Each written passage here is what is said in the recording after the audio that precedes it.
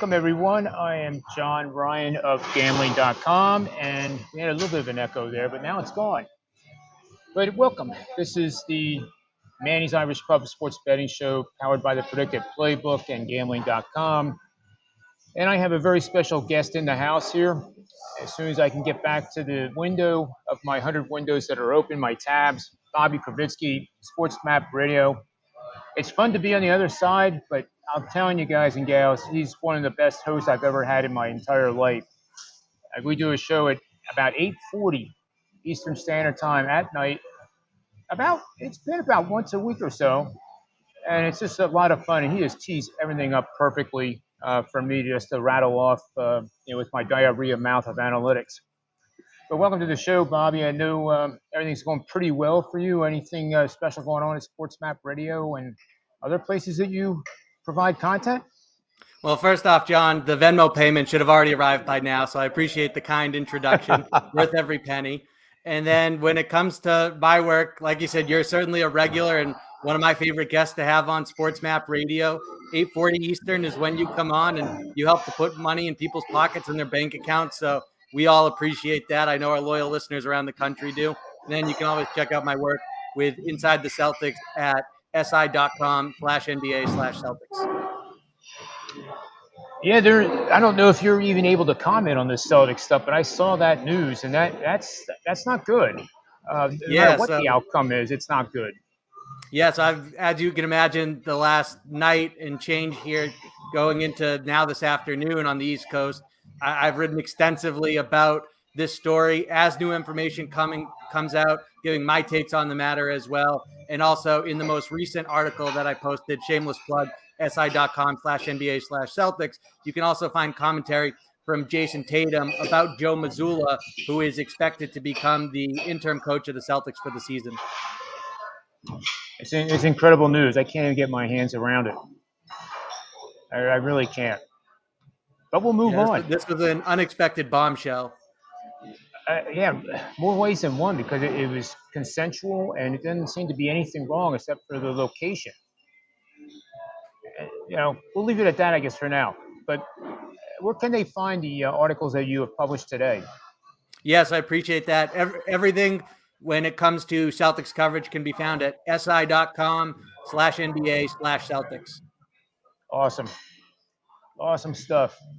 Well, let's get to transition here. We're going to start with the NFL, Bobby, if that's all right with you.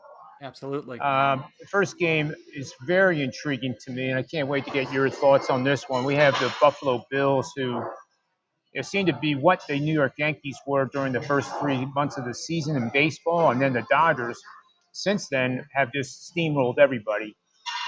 And Buffalo seems to be in that mold, but they're going against a division opponent in the Miami Dolphins, who, Tua, the quarterback, is number 1 in the NFL right now. And who would have thought you would have had Tua, Carson Wentz, Joe Flacco as your top 3 after 2 weeks? I certainly didn't see that coming at all. But Buffalo is scoring 36 points a game. Miami, not that far behind, Bobby, 31 a game. Defense, Buffalo is number 2, allowing 8.5 points per game over those 2 games. Miami, 22.5. So it may be a situation where the defense doesn't get enough credit for Buffalo, and all the accolades go to the offense because they just score so many points. But why don't you take it away and tell us what you think is a good bet in this game? Yeah, so first off, Tua is coming off the best game of his career, and it's one that we might look back on as a turning point for him. This is a sink-or-swim season for him. The first half, he looked like a quarterback who was, giving a lot of ammunition to his skeptics that this is not the guy that Miami can win at a high level with. The second half, he comes out and is torching the Ravens. At the same time, John, that Baltimore defense, particularly the secondary and a rookie in Kyle Hamilton, he had a few welcome to the NFL moments, a lot of lapses in coverage that paved the way for some easy touchdowns for Miami and Tyreek Hill, most notably. Baltimore has a new defensive coordinator after losing Wink Martindale to the Giants, and he has really struggled so far. So it's a bit of a welcome to the NFL, or welcome to this new position moment for him as well. It's a bit cruel on the part of the football gods to have Tua now have to face a Bills, even though the game's in South Beach, coming off such a high and a game where he could really build off momentum. So to now face Buffalo's defense, which is absolutely lights out and one of the best in football, that's going to be a challenge. I understand that Miami, they can hit a home run any play from anywhere on the field. At the same time, the Bills have the best safety tandem in the league from my vantage point. And so that spread, depending on where you look, 6 points, 5.5, I would take the over in favor of Buffalo. I think that they're going to have their third straight high margin of victory. That's good stuff. I definitely lean towards the over as well. It's a situation where you can't bet the under with these two types of offenses because you could lose your money real quick even before the first half is over. But just a little tidbit for live in-game betting: if this game would start out slower than expected, with the total where it is right now, around 52-ish, and let's say the score is 7-6 at the end of the first quarter, you're going to have that total under 50. And I think anything under 50 in-game is probably a pretty good level to get more involved. So that's I one absolutely down. think that's a good play, John. I mean, Miami, just because the one side we didn't talk about is their defensive unit. That secondary is outstanding. I know that Byron Jones has missed some time, but they still have just a terrific group there led by Xavier Howard, an all-pro caliber cornerback.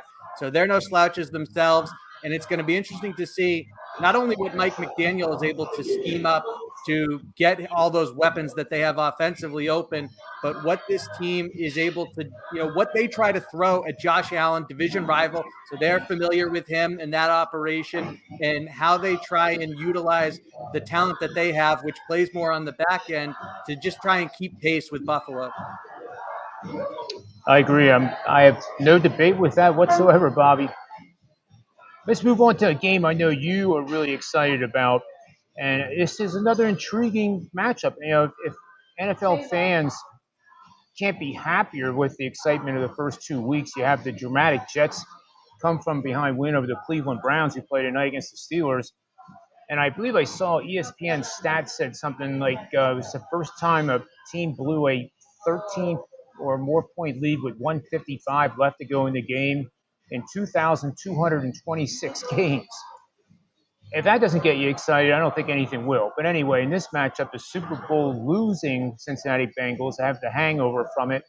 Usually impacts that team in week 1, but it impacted them again in week 2 with a Dallas team who really surprised. It was one of my premium bets, and my models actually came and in the written stuff I send to clients that recommended a sprinkle on the money line as well. What do you think Cincinnati has to do here to get on the win column? Because if they go 0-3, that's not good for historical references to making the playoffs even. To answer your question, show up. I think they're going to win. Like you said, your models pointed it out, and it was the first time that in that type of situation the Jets found themselves in last Sunday, that a team with that margin of lead that late in the game, and they're at home no less, at a hostile environment with the dog pound, and they blow it. That's not on Nick Chubb. To suggest otherwise is asinine.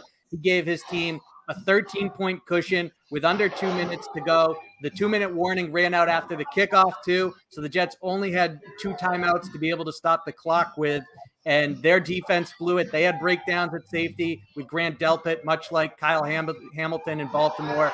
And so I look at this Jets team and say, great win, a feel-good moment for a team that, as early in the season as it is, they needed it. And just to dial down the pressure from the New York media, who was starting to get a little bit louder, questioning Robert Saleh, the head coach there. So that was a big moment for them, but it doesn't change the reality. They have Joe Flacco, who seemingly at this stage is only good against the Browns. That's obviously not the opponent this week. And you talked about Cincinnati. The Bengals cannot go 0-3, especially with Lamar Jackson keep rising up the price there in Baltimore and trying to keep pace with them in the division. The prospect that the Browns might be in contention and close in the standings when they get Deshaun Watson back. So you don't want to go 0-3 to start off the campaign. The offensive line, now they don't have to worry about someone like Micah Parsons or TJ Watt in week 1. I think they're going to be more productive and gain continuity as the season progresses because they're all good players. Collins, Kappa, Karras, the 3 they brought in there. So I think Cincinnati is going to win this game comfortably. I'm looking at FanDuel right now, John, and you can get it at -6. And I'm sure that's a little rich for some people's blood. I have no problem with it. I think Cincinnati's going to resemble more closely the team they were late last season. And you got the recency bias all over the Jets.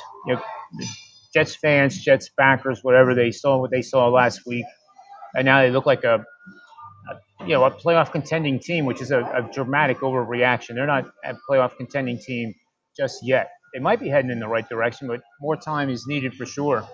But Cincinnati has Miami on deck at home. Should they lose this game, I mean, I don't know. I mean, it could be 2-2, or they could be 0-4, and then they have at Baltimore, at Saints, and then Atlanta. Should win that one, but then the season's kind of shot. So this is a must-win game, I think. Yeah, I can't imagine them going down, especially if it's 0-4. If they drop this one and that next one, I can't imagine them making the playoffs. The AFC is pretty stacked, especially when you remove from the conversation who are the Super Bowl contenders and just who are the playoff teams. I have a hard time believing if they lose all 4 games the first quarter of the season that they're ultimately going to overcome that. Yeah, I agree with you. Let's move on to Detroit and Minnesota. And I'll start this one off. I'm going to simply tell you that Detroit's going to win the game. Sometimes I get confident, and sometimes I'm confidently wrong. Every single game, just because I went 14-2 last week doesn't mean it's going to happen again this week. In fact, I'm due to regress too. You just don't know when it's going to happen, but we'll enjoy it while it lasts. I think I have a slide here. That's my SEC angle. All right, there it is. The lines against the Vikings. Bet on road dogs 3.5 to 9.5 points, and our dog is scoring 30 or more points per game, which Detroit is. And I actually like how they played against the Eagles. They came back in a game that the Eagles were blowing them out. And lastly, in this parameter or situational betting angle, the game is a divisional matchup, what this is. So this simple set of 3 parameters has a very good correlation among each other. 11-12 straight up, 16-7 against the spread, 70% winners. And more importantly, the under, 14-7-2. You would think that maybe Detroit doesn't score 35 on Minnesota, but the Eagles did, pretty much. I mean, 24-7 was the final, but that was halftime. But what do you think of this matchup, and do you think I'm nuts thinking that the Lions can win? No, John, first off, your track record speaks for itself. So if anyone's earned the right to make a bold take, it's you. And I don't think that this is so outrageous. I look at Minnesota, and Kirk Cousins is clearly relieved this game's not in prime time. We've seen the history there of how he performs under the bright lights. And it's not a surprise that once again, playing at the Link, that he got torched and he looked like a dud. And then on the other side, I look at Jared Goff, 4 touchdown tosses on Sunday. He looks pretty good overall against the Eagles in week 1. I know he had the pick 6, and that wasn't a great decision, but also the ball got tipped and corralled before being taken back to the house. So I look at that Lions team, and let's not forget that a lot of people talk about the culture changing there under Dan Campbell and that new regime. Last season, they were competitive against most of the top teams on their schedule. It's translated so far to a 1-1 record and a pretty good, encouraging start to the campaign. So I look at this Lions team against Minnesota, that it was fool's gold when they beat the Packers convincingly on the weekend opener there. We know that Green Bay doesn't tend to show up for the season opener. That seems to be a new trend of theirs in recent seasons. And still, they left Justin Jefferson open a number of times. He even commented that he was perplexed by that. And if it's not for a drop right off the start from Christian Watson, that game might be more competitive than it actually turned out to be, just in terms of the score. And so I look at Minnesota, and yes, they have Jefferson and Thielen and Cook, but I still don't have a ton of confidence in that squad. I'm not a believer in their defense personally. So there is a part of me, I'll give you a bold take here, that looks at that over-under at 53.5 and -106 on the Detroit side of the equation. At least on FanDuel, those are the numbers. And I'm tempted to take it, and certainly at +5.5. I understand that Minnesota is a team that it's easy to dislike them, to be down on them, and then they ultimately end up in the playoffs a good chunk of the time, at least with Kirk Cousins. So maybe I'm going to walk into a trap right here, but I think the Lions go to 2-1 at plus 5.5. I think that they barely, but do cover that spread. And like I said, you gave the numbers there of a team that averages 30 plus a game. I like that over at 53.5 at minus 106. That's a figure that I'm willing to roll the dice on. Yeah, if you break it down by team total, 53 would be like 26.5 points. Um, and then the fact that Detroit's a dog in this situation, I'm sure that if I ran the numbers, Detroit, if they score 24 or more points in this game, the over is going to be in tremendous shape to cash, for sure. Yeah, Little Jared shout out to Goff just threw Jesse. 4 touchdowns last week. That offense is rolling. Amon-Ra St. Brown is off to a terrific start, building off his rookie season. So I believe in the Lions offense. I'm skeptical about the Vikings defense, excuse me. So that's a number that I might not have the most popular take there, but that's okay. I believe in it. And I think ultimately Detroit's going to put up in the 30s, which they've been averaging. And then Minnesota just needs to help it a little bit. And with the weapons that Kirk Cousins has at his disposal, I say, why not? I can't agree more. And I don't see any regression in Detroit offense at all. Doug Swift is a beast. His acceleration in that Eagles game was amazing. Kind of like watching Saquon Barkley, except Barkley's more of a get out of my way or you're going to pay the price type of guy right now, which he doesn't have those quads, but he's a beast in his own right. Yep, absolutely. Little shout out to my buddy Jesse Scholl here in the pub.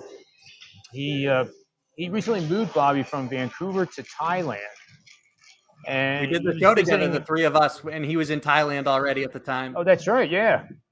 Yeah, he had a visit over in Vietnam to a friend, and actually when he met Ronald Kabang, who's also on the show, and they claim that the barbecue in Vietnam is second to none, even Texas barbecue. My sister's been to Vietnam, and she was raving about the food as well. Who's not a fan of barbecue? So I'm certainly willing to go, even just for that alone. Yeah, me too. Maybe next week. Yeah, but seriously, we'll move on to. And Jesse's been scorching hot. You can get his picks on PredictivePlaybook.com as well. Let's see. He's got 2 more tonight. See, now he's bragging. We're gonna have to get rid of him. He gets full of himself. But he and I have been running like, what's that saying, Bobby? Hotter than a parking lot in Phoenix in July. Yeah, something like that. I mean, you're two of the best, and certainly that you're sharps who are worth tailing. When it works nice, there's nothing better. That's the truth. Yep. So we'll move on to the next game, and this is one that I run that Python app that I created with Twitter, and I'm able to. I'm a certified Twitter developer. So I can go in the back end and do a lot of interesting betting analysis of sentiment of the betting community, from public bettors to sharps to whatever. Just simply using the hashtag, the official hashtag of each NFL team. There's no team on the planet that I know of whose fan base is so volatile from one week to the next. It was only 2 weeks ago that the local media was saying that Nick Sirianni was probably over his head. And, they might win 6 games. They might win 7. A couple of guys were saying 8.5. I've been bullish on them all along. And I thought this is all coming together. And maybe I'm dead wrong, but so far so good. But now we have the Commanders on deck with the Philadelphia Eagles, and the sentiment is up through the roof. Those shows cannot go 5 minutes without a calling guy saying, "We're going to the Super Bowl," and it's 2 weeks. And worse yet, Carson Wentz actually looks pretty good. As we said, he's number 2 in the NFL right now. Granted, it's only 2 weeks, but still, he's slinging it around all over the field. And the Eagles defense, I think, is for real. Fletcher, led by Fletcher Cox, of course. And I do think they'll contain Wentz. But I think this game's going to be a lot closer than what the line is suggesting. And this line may be a little inflated, in my opinion. What do you think, Bobby? I refuse to look at Carson Wentz and think that a leopard has changed its stripes. He is someone who's notorious for terrible decision making and giving the game away at times, especially once you put him under pressure. I've been saying all along, John, I told you this off air, and it's a take I delivered on the air on SportsMapRadio, that when he comes out, especially his first possession of the game, I want the broadcasters turned down and pot up the crowd noise at the link, because that is going to be delicious and must listen TV or radio. And so I can't wait to just see, especially you referred to what happened Monday night.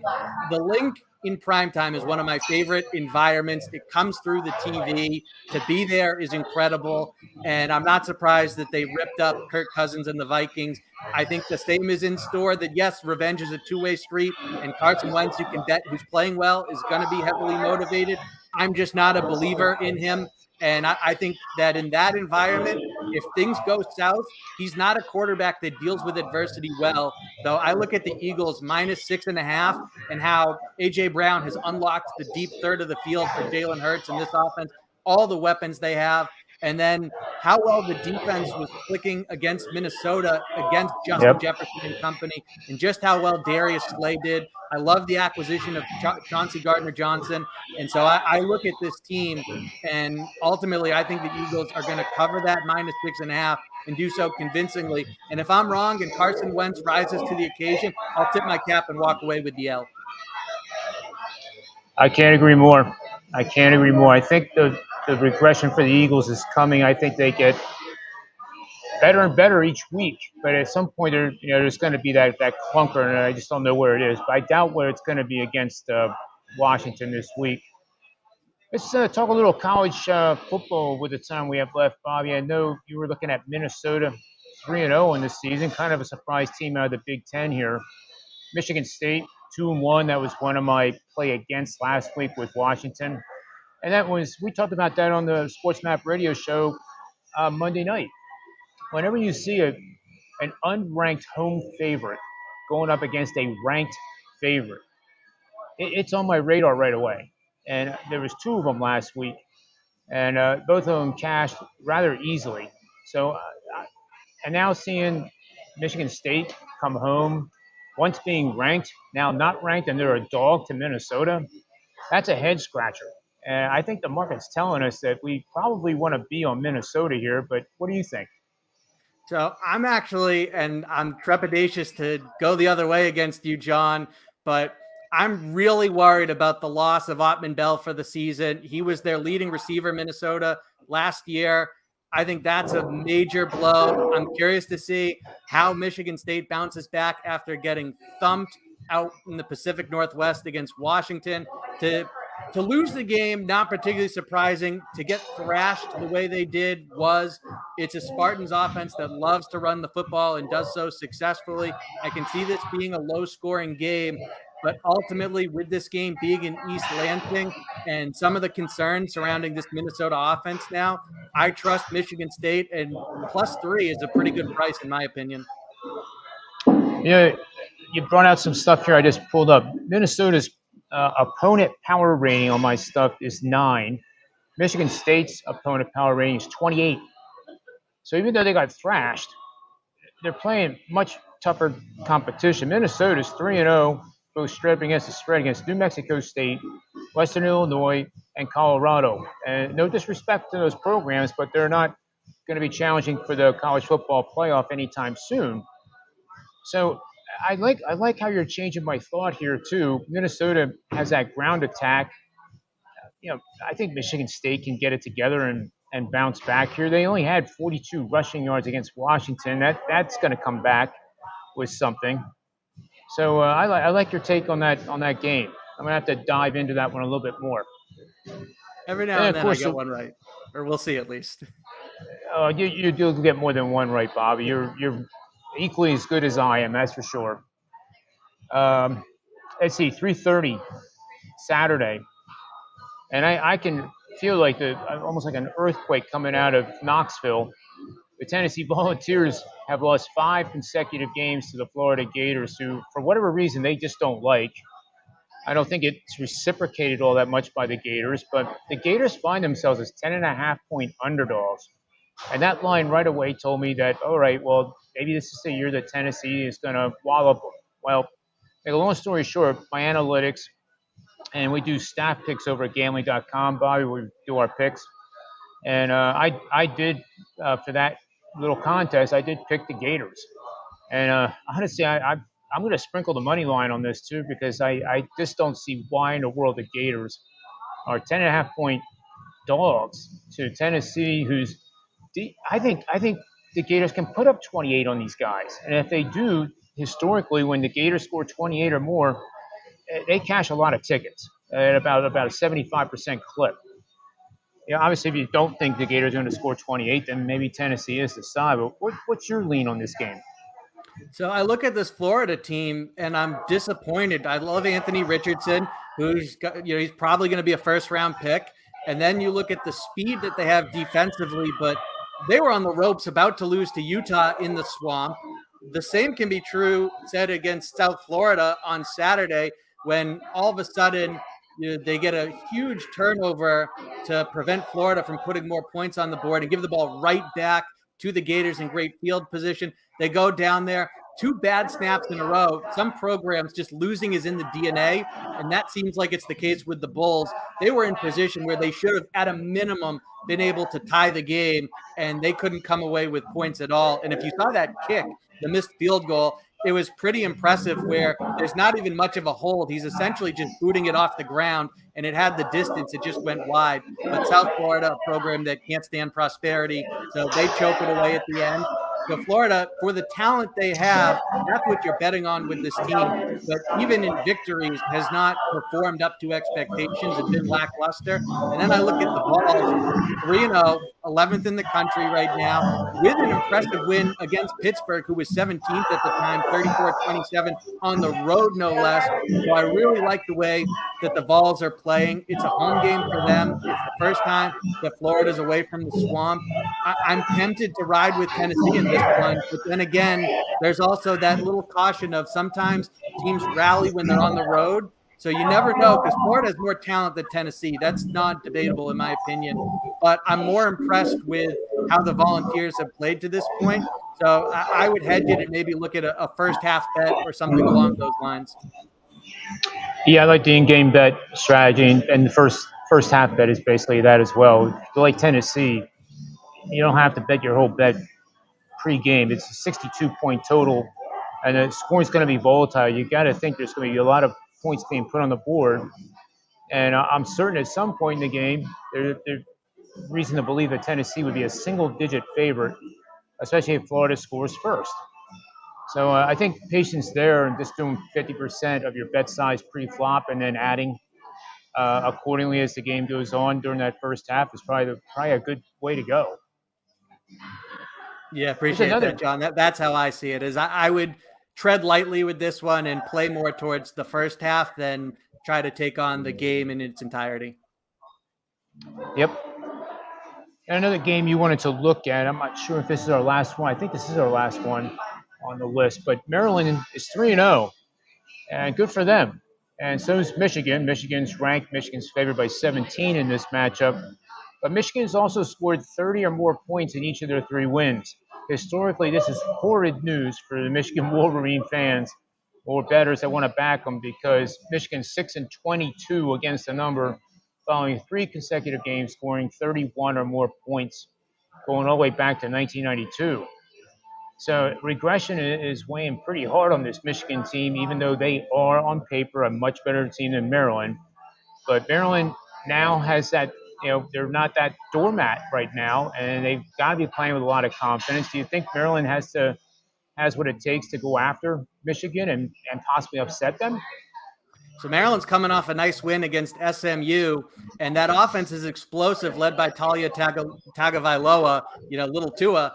But at the same time, 15 penalties in that win. It's an explosive offense, but it's an undisciplined team overall. And we know that Talia tends to struggle against Michigan, especially in the big house. And so I look at this Michigan team who has an explosive offense in their own right. I'm not particularly interested in their stats to this point because they haven't played anyone noteworthy. But at the same time, they're the more talented team. They're at home. They're more disciplined. they tend to have the quarterback for the Terrapins in their back pocket. So I look at Michigan, and I don't love the -17. This might be a game that I don't touch, but at the same time, if you're going to put money on this one, put it in favor of Michigan. Yeah, I like that side too. I think Maryland's a little bit ahead of themselves. It's another schedule that doesn't really add up to what Michigan has played so far. And with Jesse Schull in the house, he always teases me, Bob. He makes fun of me because I like the Big Ten Conference. And I mean, there are no conferences in Thailand that I know of, so I don't know why he makes fun of me. But I think Penn State just food for thought and running the models. You're up to 28. It's probably going to get 28 and a half here soon. Resist the temptation to back them this week. They're playing Central Michigan, and they'll win the game. Okay, they're going to win it. They could win by 50 for all I know. But I do think it's more of one of those games that's going to finish between like 17 to 24 area. I'm not betting the game one way or the other. But I do think coming off that huge win in Auburn, and I believe I was on Penn State in that one, that really showed me something that this team is going to get better and better and better. And that freshman quarterback that they have, the 5-star, he's amazing. It might be controversial to say, but Jalen Hurts comes to mind when he was at Alabama because it looks like he's just gliding along, not really running hard, but he's flying. And he has the leg strength to pull out of tackles like I've never seen since him. So, having him and then Sean Clifford as the grandfather of the team, so to speak, at the age of 24. I said it before this season that if there was a team that's going to upset Ohio State in the Big Ten, it was going to be in Happy Valley. So, Jesse, I don't care what you think about that statement. It could happen. I mean, the Nittany Lions, they look great to start. I was with you on the Penn State-Auburn game. We saw it the same way. Was glad that you were able to come on Sports Map Radio and make our listeners some money with that one, per usual.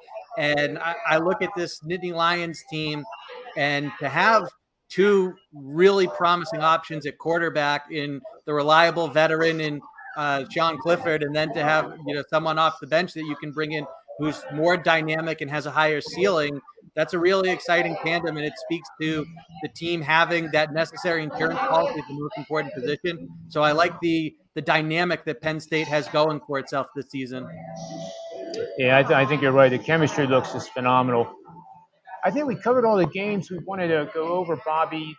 Did I miss one? Or I think we got to everything on the docket. Yeah. So before I let you go, I want you to be able to tell everybody again where they can find that great content about the Celtics and the unfortunate news that has happened in the last basically 14 hours. Where they can find that, and then find all your information over there at SI. It's a great resource that you're providing for everybody. So you got the floor.